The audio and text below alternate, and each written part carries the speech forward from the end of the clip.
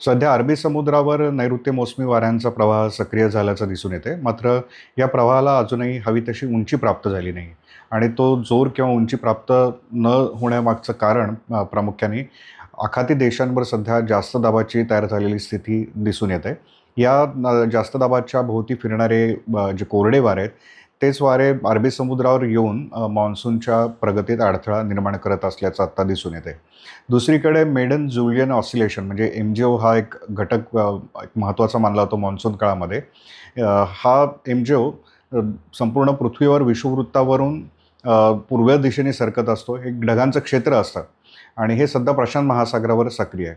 जेव्हा MJO हिंदी महासागरावर असतो तर त्या काळामध्ये मोसमी वाऱ्यांना जोर येतो. त्याचसोबत कमी दाबाचे क्षेत्र तयार होण्याची शक्यता वाढते, ढगांचं क्षेत्र वाढतं. मात्र हे सध्या हिंदी महासागरावर नसल्यामुळे मान्सूनच्या प्रगतीसाठी अद्याप पोषक हवामान झाल्याचं आपल्याला दिसून येत नाही.